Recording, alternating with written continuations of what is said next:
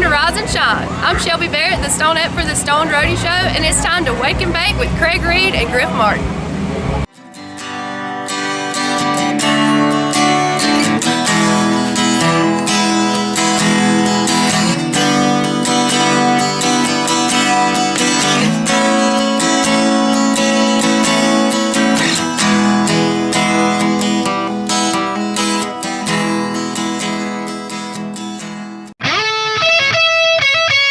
The STONED Roadie Show, podcast number 116.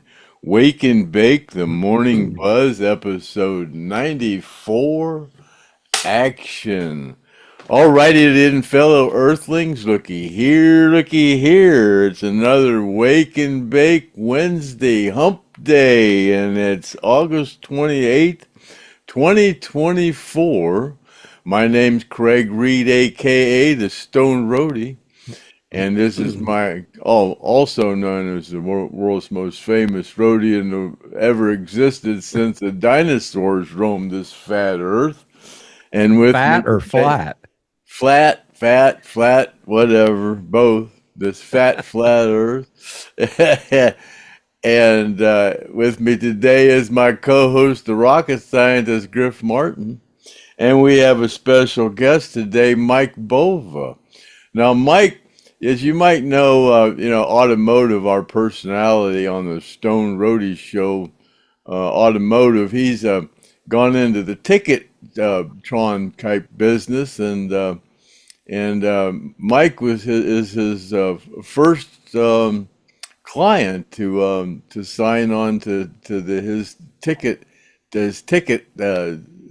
venture, and they were jibber jabbering amongst each other, and Otto kind of mentioned about the STONED Roadie Show and the Lynyrd Skynyrd, and Mike said, "Oh man, Lynyrd Skynyrd, God, that's one of my favorite bands ever," and the more they talked about it, he goes, "Man, you think I could get on the STONED Roadie Show?" So Jeff Automotive, he said, ask me. I go, heck yeah, man. He's a Skynyrd, old Skynyrd fan. That's we like to bring on people and find out, what it is about Lynyrd Skynyrd that they, when they grew up, what it was about the Lynyrd Skynyrd that they really liked and loved, and now they still follow. And but a little pre-show, and Mike was talking about how Skynyrd just touched and influenced so many people in this world. But I'm gonna hand it over to my co-host, the rocket scientist Griff Martin, and let him take this show on from this point on. So go ahead, Griff. Hey, we gonna have a good show today or not? We don't know. Yeah, we're gonna have a good. Yeah, we're gonna have a good one. Yeah, I'd like to say this is going to be a really good show, like everybody else that does the podcast does. But they rehearse and stuff, and we don't know what that word means, so we'll just roll with it. So let's go, Griff. Let's have a really good show today. Yeah, a couple of things we want to mention first is our little skinette, STONED. Shelby Barrett's birthday. When was it? Yesterday, Craig? Or today? I don't know. I just saw it on FakeBook. So happy birthday to Shelby. And then another thing that we didn't know about was Ronnie Van Zant's granddaughter, Courtney, died on the 12th. And we kind of missed that. And now that's Tammy's daughter. Yeah, Tammy's daughter. Who just passed away herself. Right. A few months ago. Yeah. Yeah, and we don't know what happened. I don't know. Courtney, she's 34 years old, right? Yeah. And so they've already had, I guess, the funeral and everything. So condolences to the family. It's a terrible thing. It's a lot of bad things have happened recently in the Van Zant family there. So that's little Ronnie, and then Tammy, and now Courtney. Yeah, it's really bad. It's and then little Jimmy Van Zant just passed away not long ago. So it's been kind of rough. So sorry. Yeah, so we have Mike Bova here, and we can lighten things up. Mike Bova, he's I guess where you live in New York there, Mike, in Yeah, upstate New York, or where yeah. is it? So a lot of people don't know about upstate New York. You know, when I'm on the road and I say I'm from New York, they're like, I love the city. It's like, which one? You know, they don't realize Yeah. there's you know, people have heard of Buffalo because of the snow. They don't want to fly into Buffalo in the wintertime. You know, they probably heard of maybe Albany if they know their state capital, Syracuse, which is famous for Syracuse University and snow, and you know, possibly dinosaur barbecue. But yeah, they're like, I love the city. I'm like, I'm not from New York City. I'm from New York State. Actually, I did a show in Manhattan, Kansas, and the lady was like so excited. She goes, "You're coming from the Big Apple to the Little Apple." And I'm like, well, I'm not in the Big Apple. She's like, what do you mean? I'm like, no, I'm coming from the Big Apple to the Little Apple. You're right. Well, She would have never. some people might say, well, what's a comedian got to do with a Lynyrd Skynyrd based podcast? But Mike is a huge Lynyrd Skynyrd fan and has influenced his life quite a bit. And he's a musician as well. And you started a band in the third grade. Yeah, so I started out in playing drums. Like I was born into the music business. My brother was 18 years older than me, and so my parents were like, "Guess what you get to do? After graduation, you get to babysit your little brother." And when I was a year old and I could stand up, he's like, "Carry this guitar case. You're a roadie now." So Greg, I've been there. I've been a roadie since I was able to walk. And I've traveled with my brother a long time, and he was a really good Elvis impersonator. So I started playing drums when I was 4, and then I switched over to guitar when I was 7. And I was 9 years old, playing for a couple of years guitar, and I thought, should I switch back to the drums? And then people were telling me about this guy. His name is Sean Paddock, and Sean played for Kenny Chesney for a bunch of years. He was Kenny Chesney's drummer and phenomenal drummer. So at 5 years old, I go over to his house. He's like 2 blocks from me, and he's drumming like a man, and he's got the beat down, the rolls and everything. And I said, I'm 9 years old, he's 5. And I'm like, you want to start a band? And he's like, yeah. And so it's 1974. And what comes out that year is Sweet Home Alabama, Freebird. So huge, Sweet Home Alabama was probably the first song that I really wanted to learn.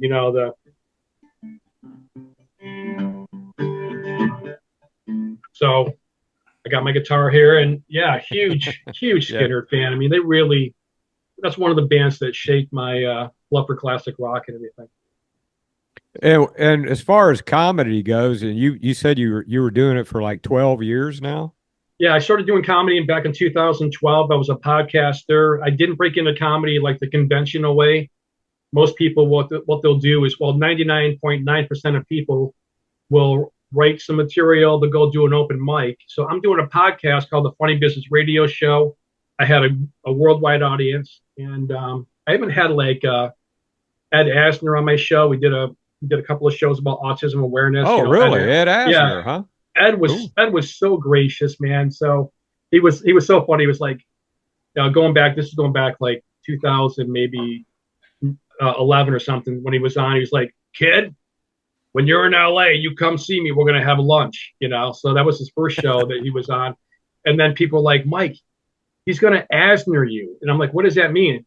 He's gonna meet you somewhere, and he's gonna be like, "Oh, kid, I forgot my wallet. You want to pick this up?" And so the second show he was on, I was like, "Ed," I go, "some of my friends in the business are telling me you're going to Asner me, right?" He's like, "I wouldn't do that." I said, "I got your home address, your home phone number. I'm going to pick you up at your house and make sure you got your wallet with you, And so we were laughing about that. But you know what? I was going to go out and see him in 2020, and then COVID happens, right? And then Ed passes away a short time after that, at like 91 years old. And I was just so bummed that I couldn't meet him, But I'm still in contact with his daughter, Liza, and he was such a great guy. I heard a cool story that Frank Sinatra told about Don Rickles. I guess they were big buddies, right? Yeah. And he said Don Rickles came in the restaurant and he saw Sinatra sitting at the table with his lady eating, and he goes over to him and he says, "Hey man," he goes, "I got my girlfriend over here. Would you stop by and say hi? Just, so it'll impress her." And he goes, "Yeah, I'll do it on the way out." So on the way out, he comes over and he goes, "Hey Don, how you doing?" He goes, "Frank, I'm eating over here, man. Can you leave us alone?" Yeah, I've heard that story. That's so awesome, man. So who else did you get to meet as far as some famous folk? Oh, so well, what's really funny? I was talking to this guy who's a 2-time Grammy winner, 7-time Dove Award winner. This guy Bruce Carroll, who I did a festival with not too long ago, and I was telling Bruce about when I went out to LA the first time, because Bruce spent about 6 months in Southern California. So I was supposed to do a comedy show fundraiser for an organization called Homeless Not Toothless, right? And it sounds weird, but what happened was this guy Jay Grossman, he's a dentist in Brentwood, and he was walking down the street, and this guy asked him for money. He said, "I don't have money, but what I'll do is if you need dental work, here's my card." So he's raised over $8.5 million last I knew last year, and he's given away free dental work, him and his network, to homeless, veterans, the impoverished. My dogs are barking. I'm really sorry about that. That's all right. Craig's do that too. Yeah, and so he's giving away all this money. So I did a fundraiser for him last year, and I want to be like the Fonz and go like, "Hey," and they stop, right? So I scheduled a show in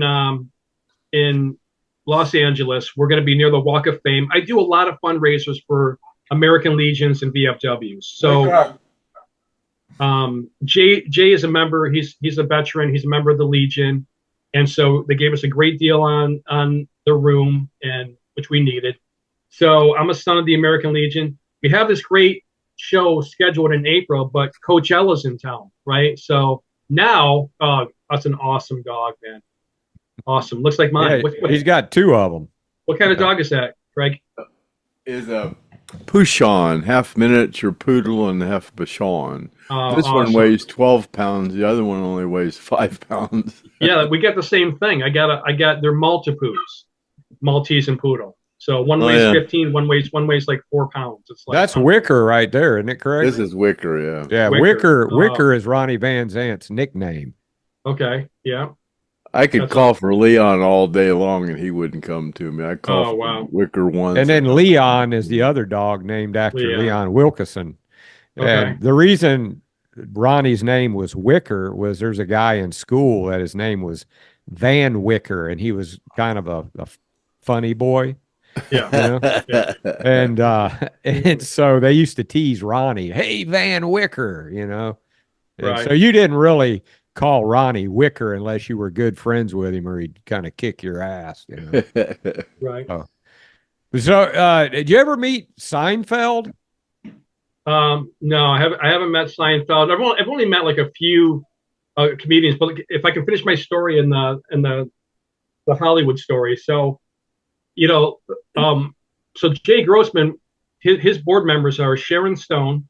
Okay. Right? Sharon Stone, William H. Macy, and William and Bill's wife, Felicity Huffman, and then Dorit Kemsley from the Real Housewives of Beverly Hills. So they're all going to be there at the show. And what happened is Coachella's in town, and then so Fish now is playing at the Hollywood Bowl, and they have to move the venue. So they move it from the Legion to the Beverly Hilton. Now it's a $150,000 event, which we can't afford, and so I get bumped my first time in Hollywood, right? So all the Real Housewives of Beverly Hills are there, Sharon Stone's there, Bill Macy, and then I get bumped by Paula Abdul and Taylor Dane. Those are the 2 people that bumped me. So I didn't get to perform at all. They still paid me in full what I was going to make, but I didn't get to perform, not even 1 minute, because it was a Bravo TV event, and they probably didn't like that I didn't sign the original agreement, the non-disclosure. It was 4 pages. Basically, you sign that, guys, and it's like, we own you now. We can do whatever we want with you, and and I didn't want to sign it, so I signed the watered down one, and I think they just kind of cut me out of the show. Oh yeah, that's probably what. How long would you have been up on stage? Was it? I would have been up on stage. I mean, normally when I headline in a show like that, I would have been up for 45 minutes. Wow, that's But pretty good. I told them even a minute, just give me 1 minute. What I would have done, because like I'm driving down Sunset Boulevard, guys. I spent a week in LA. I got a great deal in a hotel room and stuff, and I got a great deal in airfare. And if you ever want to get a good deal on airfare, fly into Ontario, California instead of LAX.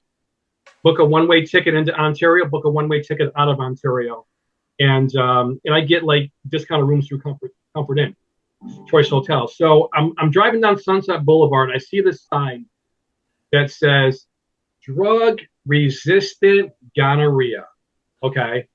And I was like, dang, drug resistant. So what I would have done was, there was a lot of couples there and stuff, and probably some daters. I would have said, give me 1 minute. I'm going to do a public service announcement on safe sex. Okay. I would have done a little Johnny Cash. I would have done like,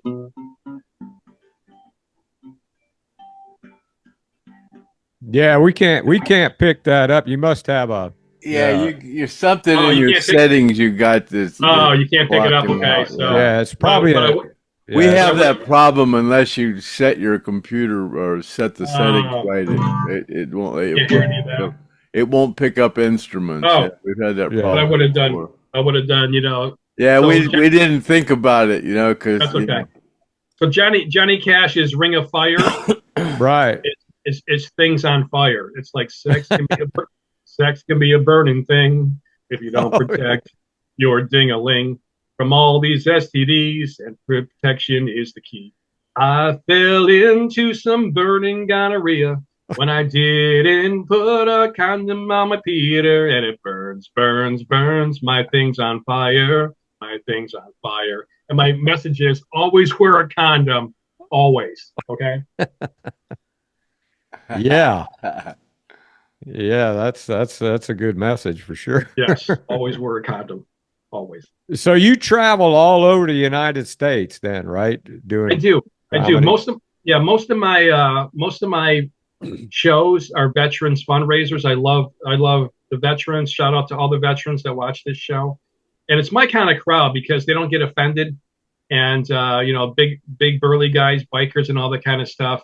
And they love the comedy. It does get edgy. It is rated M for mature. And I put that disclaimer on my posters. I put it in my Facebook event page, whatever. And the show gets really funny. So I do stand up for about half an hour. I do musical parodies, and then I do some original country music songs. So like musical parodies, what's that consist of? Like, so I basically ruin songs for people. So so Take It Easy, right? The song by the Eagles, right? Right. Michael Jackson had the highest grossing album of all time. Surpassing that was the Eagles, greatest hits, right?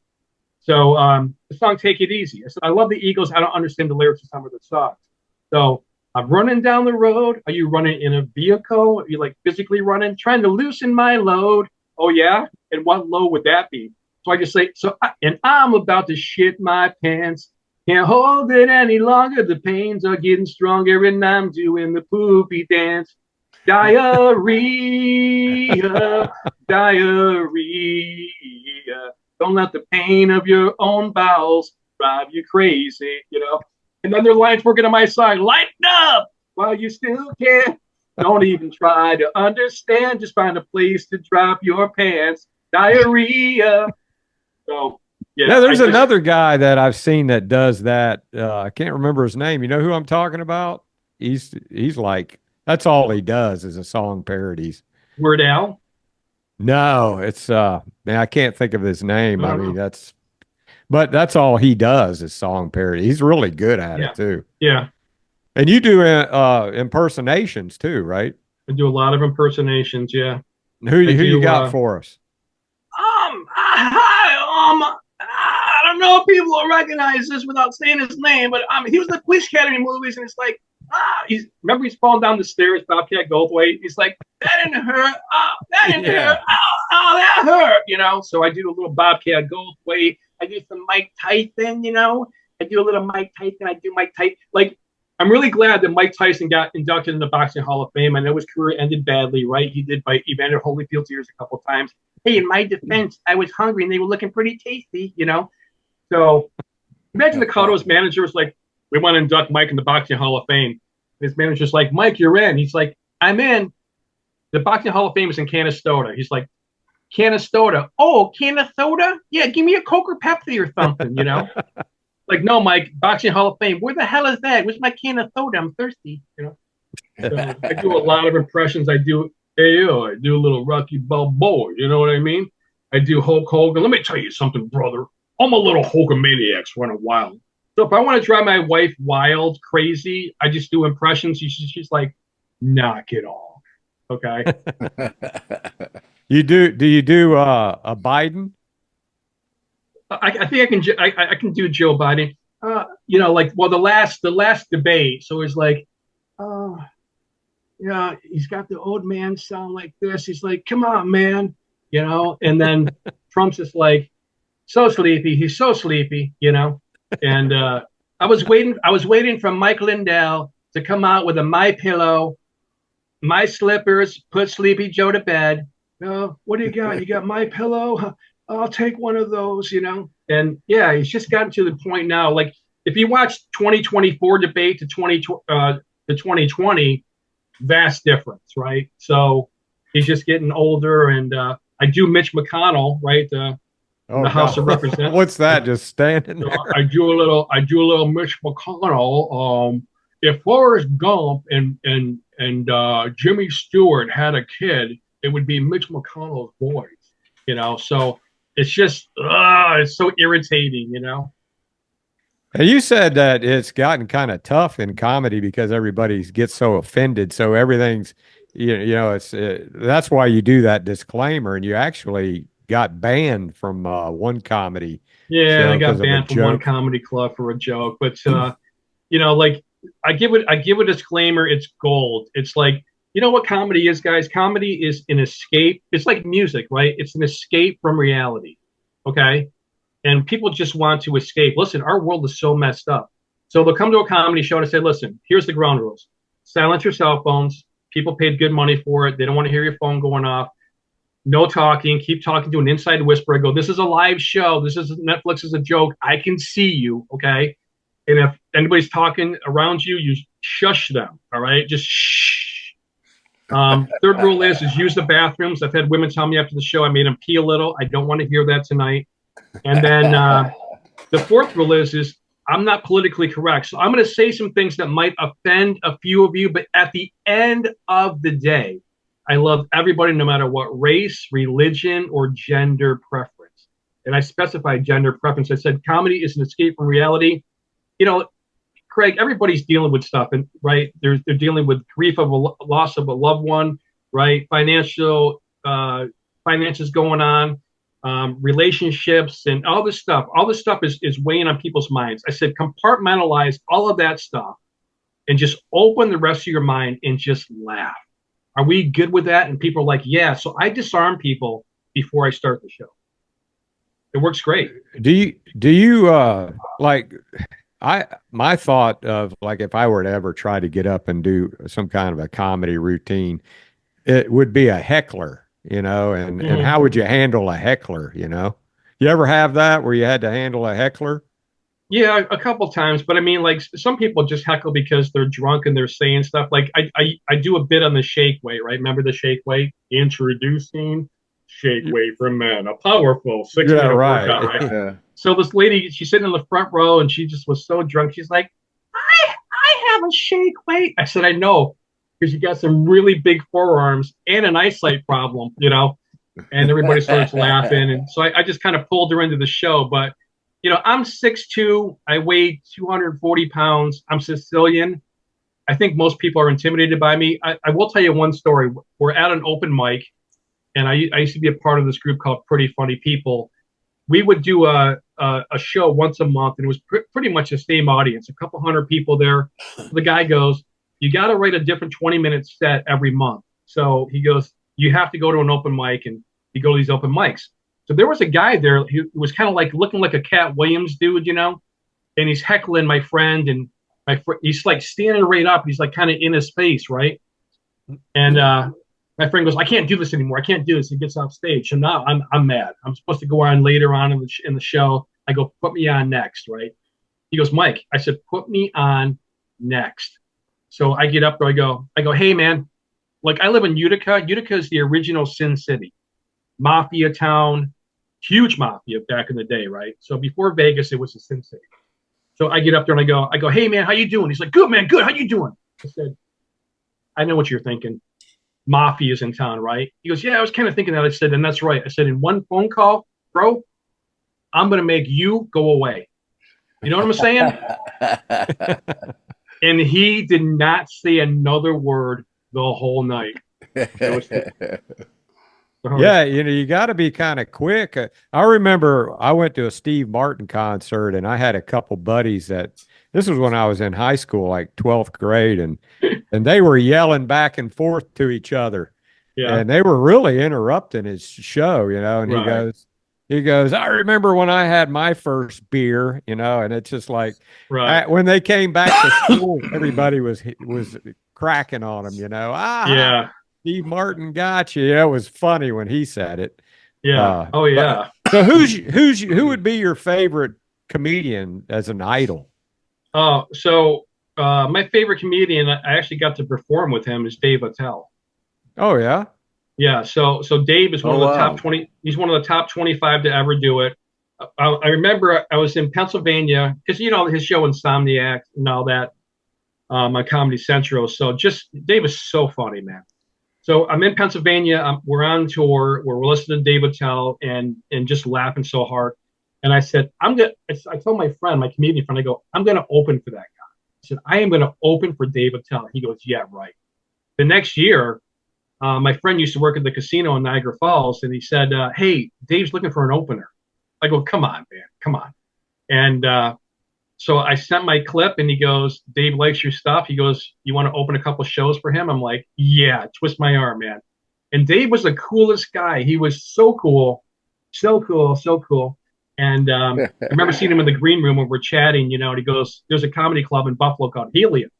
And he goes, Mike, you ever done Helium? I go, yeah, but it makes my voice sound really weird, And he starts laughing. And I said, how long do you want me to go? How long do you want me to, do my set for? He goes, well, I don't have a lot of new stuff. Just go as long as you want. And I'm like, wow. Dave Attell just gave me the green light, I did about 22 minutes. I did my stand-up, my parodies. And then in between shows, he comes over and he's like making it. He's got some hundreds. He's making it rain. And I'm like, Dave, you don't need to do that. The comedy club paid me. He goes, I need to do this. And I said, well, how long do you want me to go this time? He goes, go longer. And I went longer. He was the coolest guy, man. So, just blew me away. And he's been on the USO tour. I'm hoping to get on the USO tour. And yeah, he's my favorite for sure. Now, I do like. Go ahead. I'm getting an echo or something here. In comedy, does it pay pretty good? You know what? I mean, it kind of. I produce my own shows. I do veterans fundraisers, and I give them a large portion of the tickets. So for me, I make more money than I'm not an A-list comedian by any means, but the B-listers or whatever. Some comedians are still doing shows. They're headlining for a couple $100, and it's like I don't leave my house. I honestly won't leave my house unless I'm making at least $500 a show. At least, it's just not worth it for me. I'd rather spend time with my family and so I make good money. I can make a living, and I have made a living. I currently am doing that as a comedian and musician. So a lot of people can't say that they have another job and they just kind of do it as a hobby. But this is full time for me. Like if somebody says to me, and they do all the time, they're like, so what do you do, man? We're at a party. What do you do? I'm like, I'm in the entertainment business. They're like, okay, what do you do? I'm like, I'm a comedian. They're like, so am I. I'm like, oh, what do you perform? They're like, oh, I don't get paid for it. I said, no, I do this for a living. You know what I mean? you might be a comedian, and a lot of people, they're open micers. They're like, oh, I'm a comedian. It's like, are you making a living at it? That's when you can say you were a comedian. Yeah, yeah. So when you do a tour, like, okay, let's just for example, you're on the road, you leave your house. What do you do? Like several shows in one night, and then you do like a night every weekend, like a Saturday and Yeah. a Sunday, or Friday and a Saturday, and Yeah. So one of my friends, you guys probably know who he is. If you ever saw the show Family Ties with Michael oh J. yeah, Fox, yeah. he played Skippy the nerdy neighbor. His name is Mark Price, and Mark and I toured together. And so Mark and I would book our shows, and what we would do is we would book. I remember doing like we toured upstate New York, and I think we did like 17 shows in 23 days. It was like ridiculous. I would wake up in the hotel room. I'm like, where are we? What day is it? You know, because we're in a different city every night. So typically, what I do is I try to book Wednesday through Sunday, and the entertainer's weekend off is like Monday, Tuesday. Take Monday, Tuesday off if we get it. But I'll go like, you know, Wednesday in Buffalo, New York. I'll go Thursday in Cleveland. I'll do Friday in Chicago, Saturday in Fort Wayne, Indiana, and Sunday in Ann Arbor, Michigan. I'll do like a little horseshoe and then come back to Central New York, you know. And so I've done that many times where you're doing 5 shows in a week and coming back and then going back out again, you know. But I try to book, you know, 10 shows a month or so. Is the musician part of it the parody that you're talking about when you do the comedy parodies? Is that what you, or are you playing a band too? No, it's just me. So I do I call myself as the one man comedy concert. So I got my, you know, sound system. I got some nice Mackie speakers, Mackie thumps, and my guitars, my acoustic guitar, my electric guitar, and microphones. And so what I do is I this is what I do. I get 3 openers, guys. And so I don't know if you have Dunkin' Donuts where you guys are at. Oh yeah, yeah, I do. Uh-huh. So Dunkin' is, you know, they say America runs on Dunkin', and I do a parody about it. Eric Clapton's cocaine is Dunkin'. They got a secret Yeah. ingredient in their coffee. It's crack. Okay. So I get 3 Dunkin' Donuts cards, $15, $10, $5. And before the show, after I give the disclaimer, I go, hey, has anybody ever told you you're a comedian? You know, you're funny, you want to tell a joke? I said, I'm going to have a joke contest, and come up, give your best joke. I want 3 people, and you all get a prize, $15 Dunkin' card for first, $10 second, $5 third, right? And so I get 3 people to come up and tell a joke, and people laugh.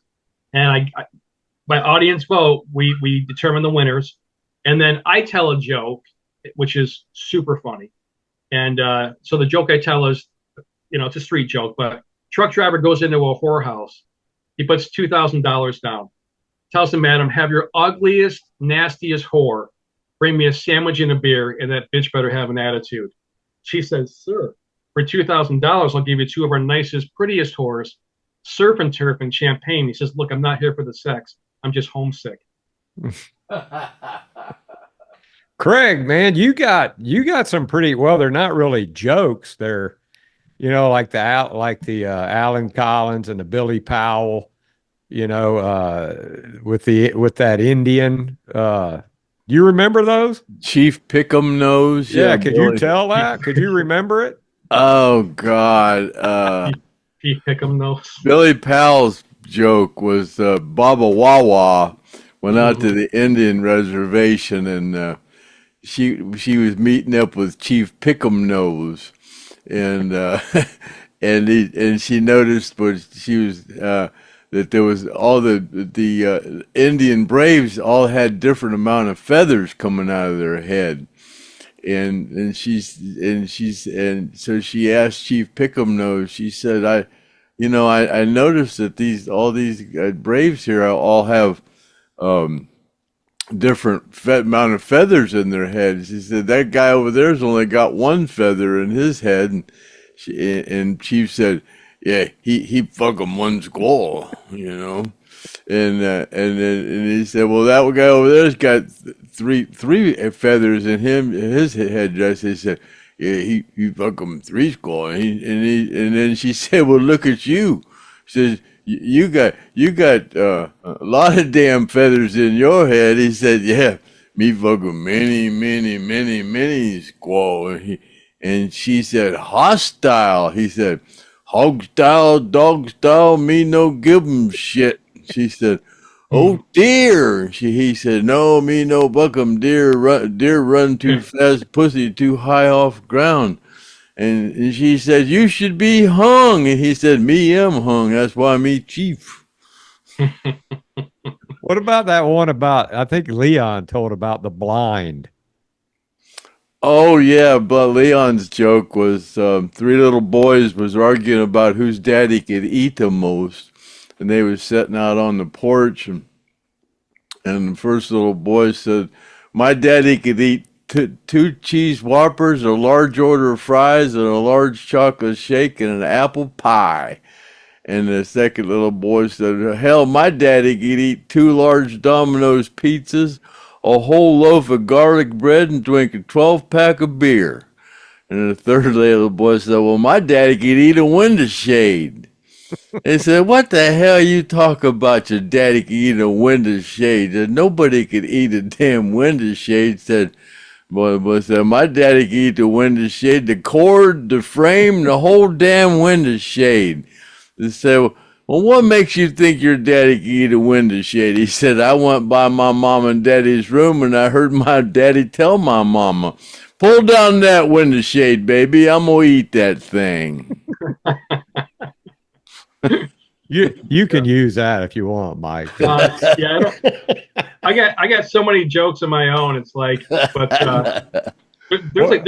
there's a guy who's passed away. You know, like I love watching old time comedians, John Panette, like who else? Like Mitch Hedberg, you know, Geechee Guy and stuff. And Geechee Guy had some really funny jokes, and some of them, like, there's a lot of jokes that are kind of recycled. You know, like he tells a lot of jokes, but there's one of them that says. The doctor says to this older gentleman, he said, hey, listen, he goes, we mixed up your wife's files. She either has syphilis or she has Alzheimer's. He goes, how do I know? He says, drop her off 10 miles from home. He goes, if she finds her way back, don't fuck her, you know?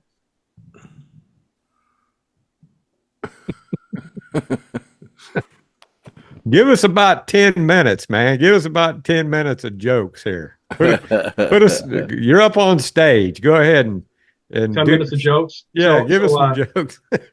So I did the Ancestry.com swab. I found out that I am. Well, have you guys done the Ancestry.com swab at all? Have you done that? Not yet. I've done it. Yeah, I have. I've done it. You find out some interesting things, right? So first of all, I found out that I'm 4% Middle Eastern. When I found out, I was like, I felt like Jeff Dunham's puppet, Ahmed. Silence! I kill you! And then I found out something really interesting, guys. I found out that I'm 2% black. My wife, loves it. My wife loves the 2%.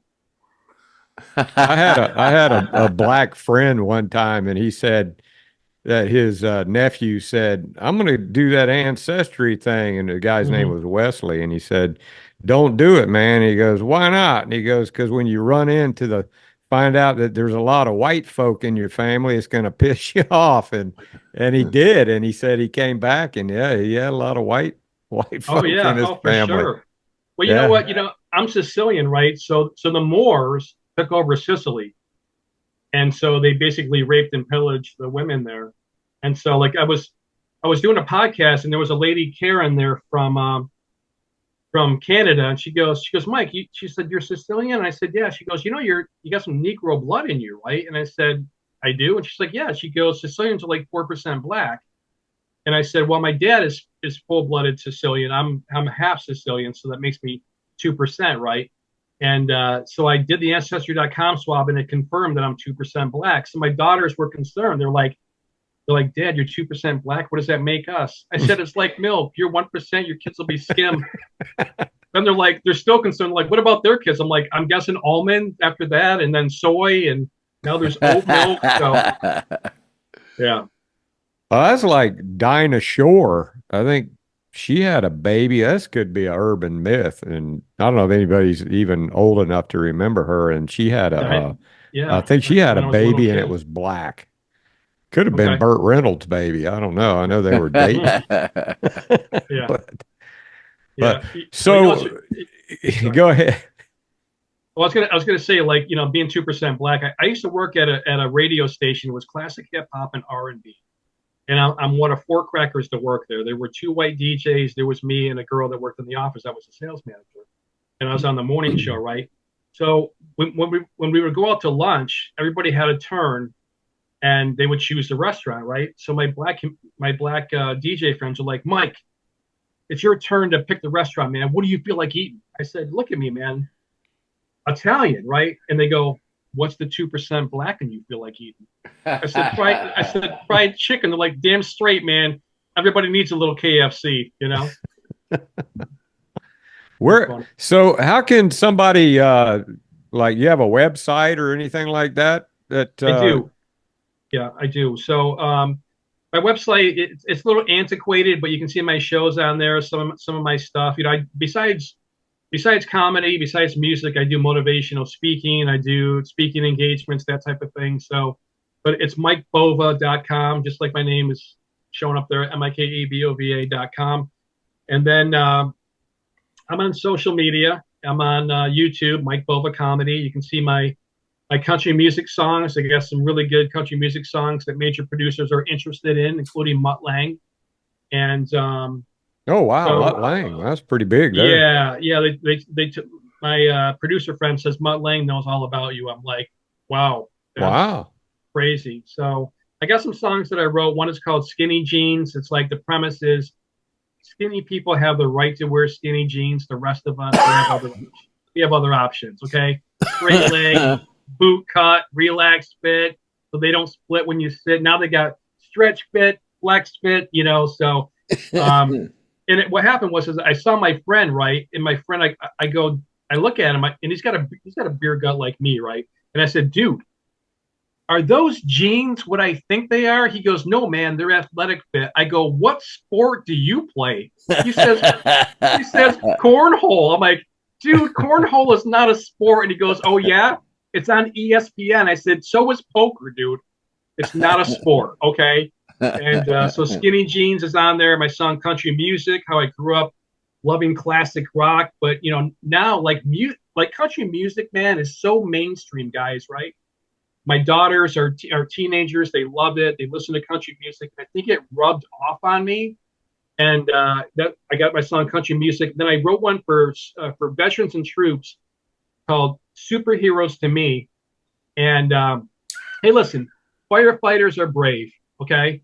Police officers are brave, but the bravest of the brave are our military. Guys that sign on the dotted line and put their life on the line. Okay. So the chorus goes, the bravest of the brave, not counting the cost. Some paid the highest price. Their lives were lost. Live or die so we can be free. Not superheroes, but superheroes to me. And I played that at my shows. I've had standing ovations. I've seen guys who were in the military, with tears in their eyes. I hate that it brings up memories about war, but they love that song, man. And if I can find a way to get my songs to go viral, like through the military and veteran communities, that song would go completely viral. Is there some kind of a link that you have that you can tell us where we could hear that? Yeah. So if you go YouTube.com and then the / Mike Bova Comedy. Actually, if you just go on YouTube and put in Superheroes to Me, Mike Bova, or actually my stage name, my country name is Country Mike with a K, Kountry, Country Mike, Superheroes to Me. It'll bring up the link for you. So you kind of got your hands in a little bit of everything then, kind of there, huh? I do. So when I'm not touring to make ends meet, I do some construction as much as I can. I got a bum ankle that I hurt at work. So as much as I can, I've been a contractor since I was 23 years old. And so I still do a little bit of that to try to make ends meet because finances and the economy is tough out there, right? Groceries are up 50% and everything else is up 50%. And so being from New York, You ever run into anybody like Howard Stern or like Artie Lang or any of those guys? I wish, man, I wish, but I did a show with Jim Florentine Oh yeah. from VH1, that metal show. I did a Uh-huh. show with him and a heavy metal band called the Rods. Have you guys heard of the Rods? Sounds familiar. So the lead guitar player was cousins with Ronnie James Dio. You guys remember Dio back in the Oh day, yeah. right? Oh gosh. So I remember listening to Holy Diver. They're actually going to have Dio days in Cortland, New York, which is about an hour and a half from me. That's Ronnie's hometown. And I remember I'm at a party. We're in high school, and the cops come. We're listening to Holy Diver, and then here come the cops. They got the sirens on. We open up the windows. We were doing some holy diving out the windows. It was pretty crazy, man. But yeah, I've run into some people. Jim Brewer. I produced a show with Jim Oh Brewer. yeah. Met him a couple of times. He's hot right now. Yeah, he's a great guy, man. Great guy. But again, my favorite, Dave Attell. He's pretty original, that Brewer. He's got, I've never seen anybody do, that kind of comedy that he does. It's pretty cool. Yeah, he does a lot of stories and a lot of original stuff. Like, I pride myself on being original. Like a lot of comedians, they'll just recycle jokes and things like that. So I got a like a bit I do on. I got a bit that I do on getting my haircut at an Amish hair salon, right? So a lot of comedians do stuff on Amish, but I'm driving through Pennsylvania. I see a sandwich board sign that says men's haircuts, and I'm like, nah. My friend's like, dude, he's like Amish hair salon, right? And I go, nah. And I see this sign that says men's haircuts, $5. And he's like, what a bargain, right? I go, all right, we'll try it. So I go in, there's a bunch of hairstylists there. And the reason they're $5, they only have one style of cut for men, the Yoder. Okay. So I'm in there and the lady goes, would you like us to blow dry that for you? I'm like, you guys don't have any power. How do you do that? They all circled around me and started. And I said, oh my gosh, man, you're right. What a bargain. For $5, I get a haircut and an Amish blowjob. I got that going. Yeah, that's pretty good, man. Amish barber. You Amish, talk about Dave LaPelle. To me, he's another Richard Pryor.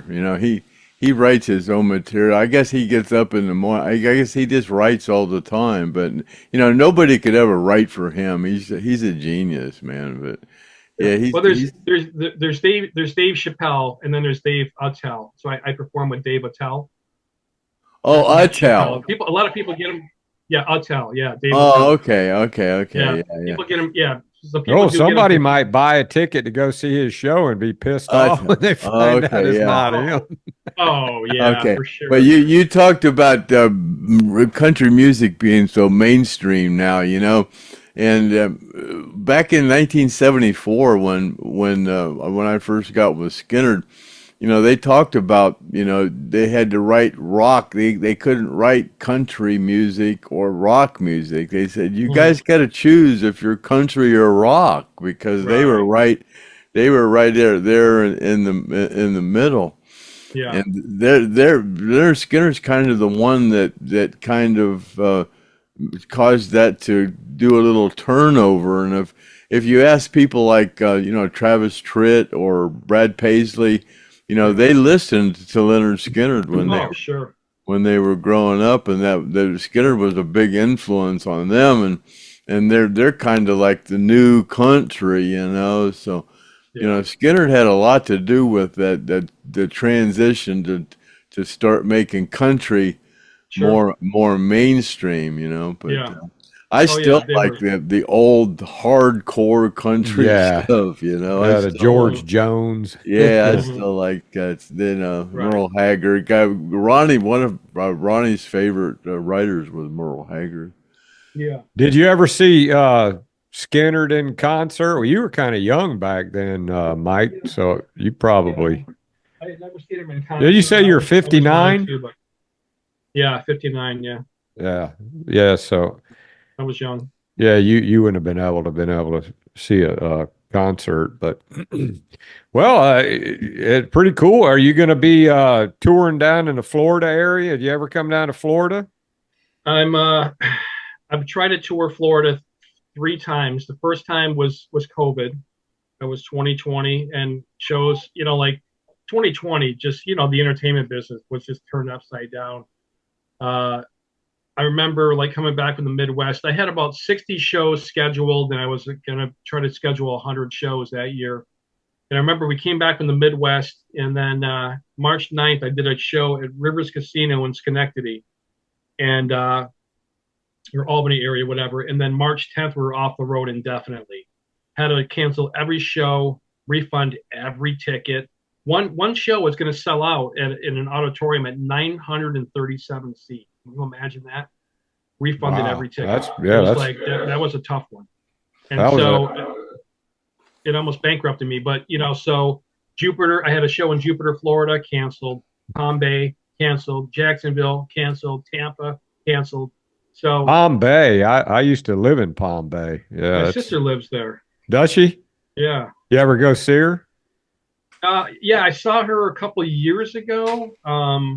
Yeah, Palm Bay is beautiful, man. I love Florida. Anyway. It's huge. Palm Bay is like a giant city, and it's like, you know, you got Melbourne over there, and you know, and Vero Beach. It's kind of like right in that area, but it's bigger than both those put together.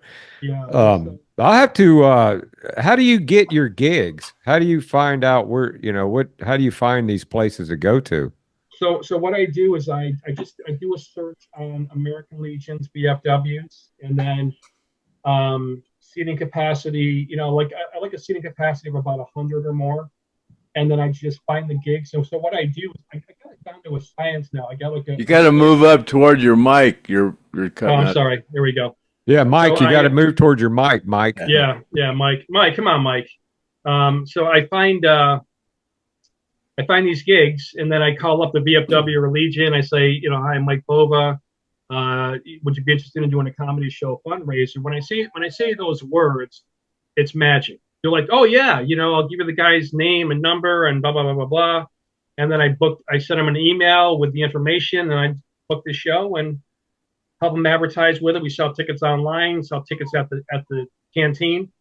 You know, they call it a canteen. I give them hard copy tickets to sell there, and you know, the shows are very successful. Every post I've done a show with has made money off the ticket sales plus the beer and food sales. Okay, automotive is in that ticket business. Okay, there's a place here called the Funny Stop, I think is the name of it. Would there any way he would be able to book you in there? But I don't. Do they do tickets at places like that, or is that a pay at the door type of place? I don't know. Oh no, I think they do online. I think they do online tickets. They do online tickets. Yeah, they do. And then they do tickets at the door as well. Yeah. So yeah, I think it's, you know. Is there any way he could book you in there to Funny Stop, or you want to? They have to pay $500 though, Craig. Well, yeah, I'm sure they would. Yeah. Well, they got. I mean, they have to. You know, did you want me to ask him to check it out? I mean, I think they sent me something on it's called the club that he sent me was called the Funny Farm. The Funny Stop is here in Akron, Ohio. Okay, so any place I can get into. I mean, listen, if people are apprehensive, you know, oh, you're not a household name or whatever, I say let's do a door deal.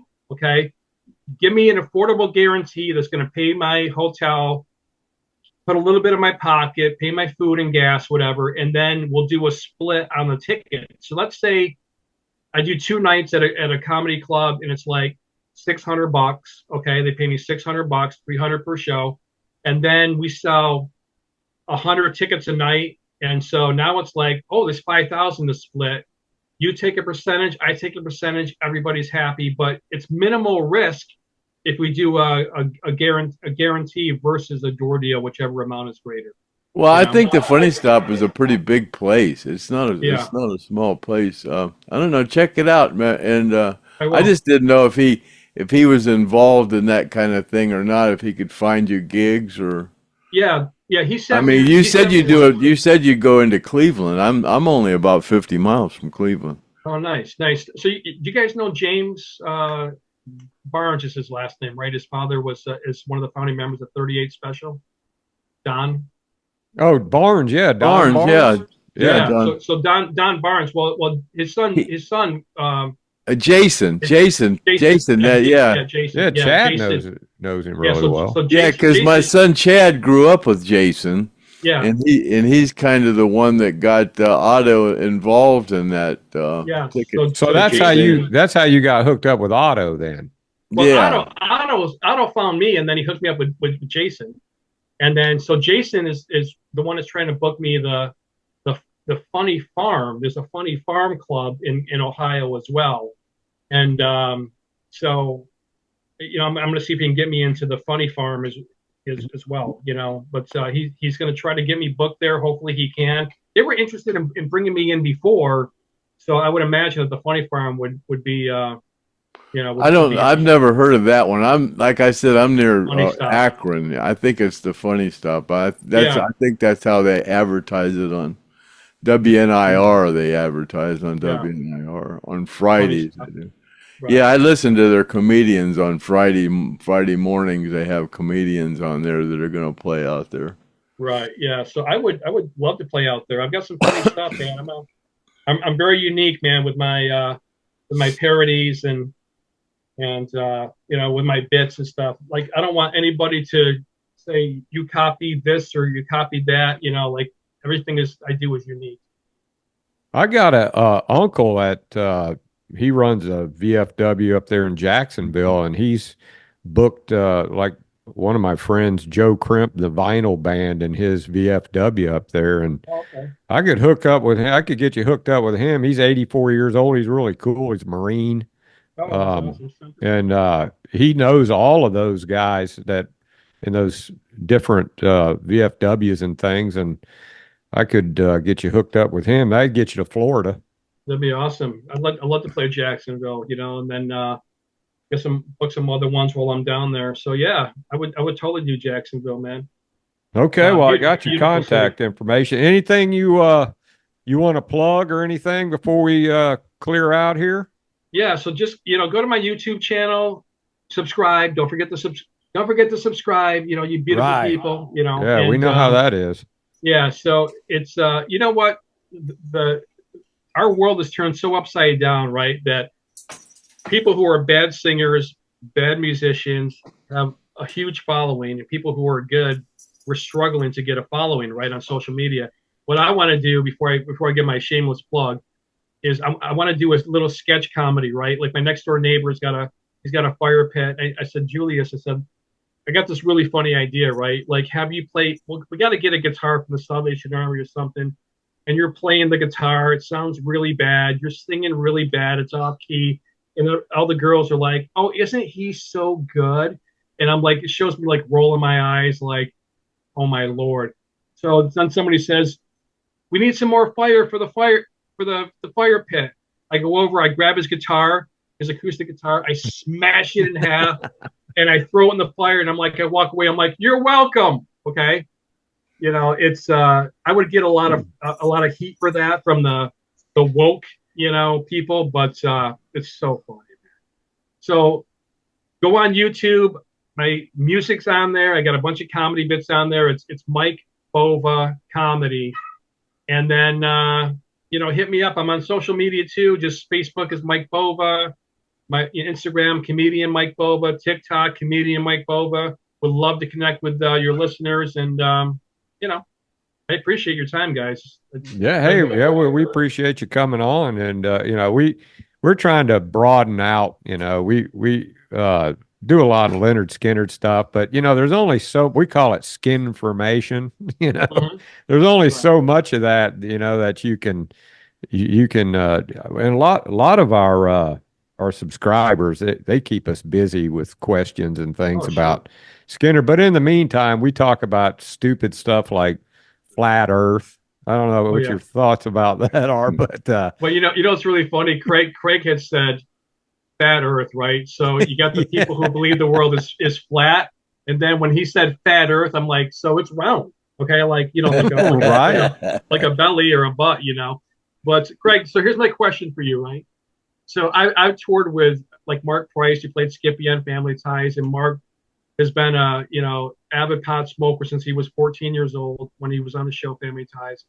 My friend that I toured with for 5 years, a big and tall comedy tour, he's been smoking pot since he was 11. So what these guys do when we're on tour is they go to the bathroom. Okay, they'll pee, piss, whatever, and then I go in there and they didn't flush the toilet. I said, hey, did you forget to flush the toilet? Every time I come in here, there's piss in there, okay? And I didn't know if it was a stoner thing because they both did it. They just either forget or so my friend's like, haven't you heard the expression, if it's yellow, let it mellow. If it's brown, flush it down. I'm like, dude, if I go in there again and that stuff is in the toilet, I said, I'm kicking you off the tour, okay? And so I didn't know. I mean, do you do that too, or is that a stoner thing? Oh no, I always flush the toilet. Okay. I've been married 5 times, so I've been taught. Yes. Yeah. So these guys are single guys. I've been taught. Yeah. And they're I know how to put a roll of toilet paper on the toilet paper roll, and I know how to. I got to flush the toilet. But do you put the seat down still? Got to put the seat down. Yeah, I still put the seat down. Yeah, you're trained well. I don't know how you got divorced, man. Listen, if that was the only key to a successful marriage was toilet etiquette, everybody would still be married. I'm screwed because I can't get that toilet seat down. I just, Yeah. They have the ones now when you put them up and you're like, so now everything is like motion sensor, motion activated, right? Like when you walk away from the toilet, the seat goes down by itself. Have you seen that one? Oh yeah. So yeah, I mean, there's hope for you, Craig. Mine's got a shock absorber on it, so when you push it, it goes down by itself real slow. Yeah. And man, I go to people's houses and I'll put the toilet seat down and I'll just flip it forward, and I go bang. Yeah.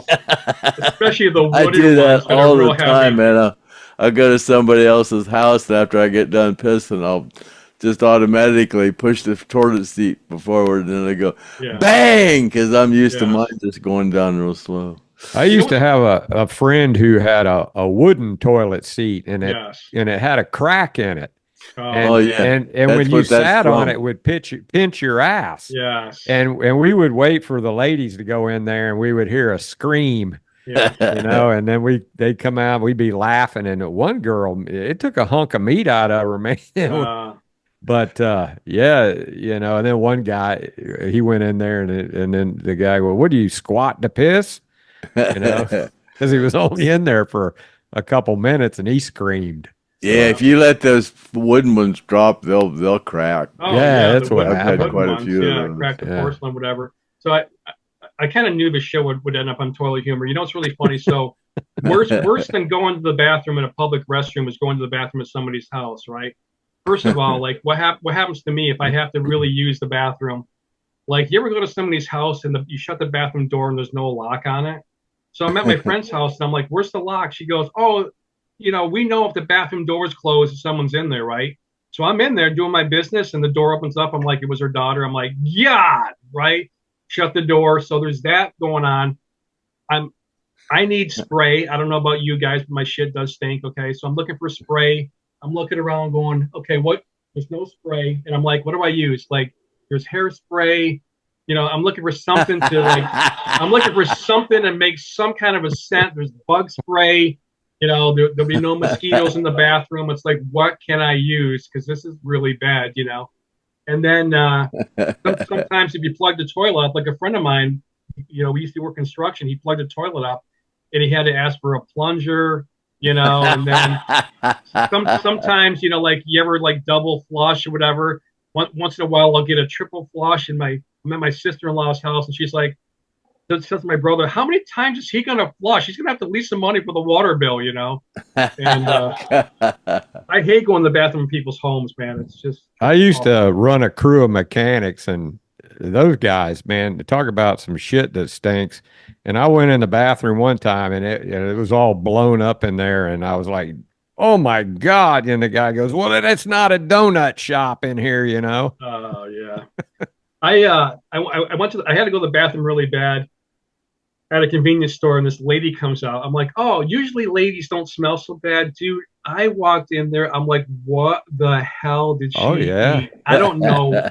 It was worse than anything I'd ever smelled. I'm like, oh my! I couldn't even stay in there. I had to go out. I was gagging. Yeah. Well, hey, he would be good on that outhouse show, wouldn't he, Craig? Oh yeah, where they talk shit about shit. yeah. There you go. My shit don't stink though, but I don't eat meat. I don't have any rotted meat in my. Oh, gotcha. In my you're gut. vegan or vegetarian? Well, he ate a steak the other night. You said I did eat a steak the other night. There you go. I ate T-bones to give the dogs the bone. Oh, okay. That's why you eat the T-bones. Yeah. Yeah. That's his excuse. No, I eat it. I eat a steak every now and then. I'm not absolutely. a strict vegetarian. That's why you have those eye teeth, Craig. To tear that. Yeah. Right. Yeah. If you cook it just right, you don't even need a steak knife. It just falls right apart. So. I'm not a vegetarian. I just don't eat meat very often. Right. Like Jim Gaffigan said that he was a vegetarian except for the fish, the pork, and the beef and the chicken that he ate. Other than that, he's a vegetarian. But they say that's what stinks man. is that rotted meat in your colon or your gut. Well, you know what? I had a guy tell me one time. He says I can prove that man is supposed to eat meat, and it was a doctor actually. And I said, well, how's that? And he said, one word, well, two words, arrowhead. They weren't shooting a head. They weren't shooting an ear of corn with an arrowhead. Yeah. There's no drawings. There's no drawings of a salad in a cave. No. Oh my gosh. Hey, listen. If it wasn't for the lettuce, I would eat salad. Okay, the lettuce is the worst part. Like everything else that you put on there, like if you go to a Ruby Tuesday or you go to a Golden Corral, all the stuff you put on there, the olives, the chickpeas, the cottage cheese, all that stuff. Like my wife told me, she goes, I'll eat my entree before I eat the salad. She goes, why don't you ever eat my salad? I said, because I'm full. She goes, you're supposed to eat the salad first. I go, why would I want to ruin my appetite? Yeah, right. I don't like iceberg lettuce. I don't really like that. Or there's no nutritional value. Like lettuce either. Yeah. Anything that says iceberg after the Titanic, I don't want any part of it. Right. There you go. You know what I mean? Yeah. Well, it wasn't the Titanic that sunk. That was an insurance deal. That was that other. They sank that other older ship and then collected the money off of that. That's what Craig's. We could put our tinfoil hat on. Yeah, let's get out the tinfoil hats. That's another. That goes along with 9/11.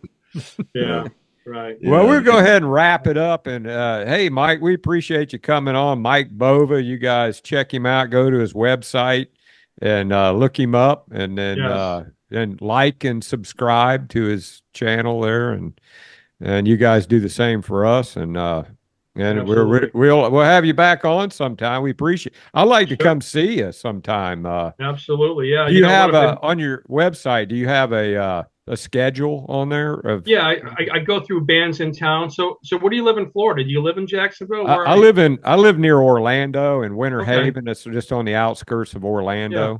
Okay, so I'll book another tour down there, and I'll actually get to Florida this year, I'm sure, and then I'll let you know when I'm down there for sure. Yeah, I'll have to get Otto down here, and Otto and I'll come see you, and and we'll heckle you out of the audience. Yeah, there you go. That's fun. Yeah, I remember when I had my first beer too. Right. Okay, Mike, appreciate you coming on. Craig, let's wrap it up, man. All right, another edition of the Stone Roadie Show, and see you later, alligator, at the Wild Crocodile, and happy trails to you until we meet again. Happy trails to you, keep token until then. Happy trails to you till we meet again. And that's a wrap. Cut.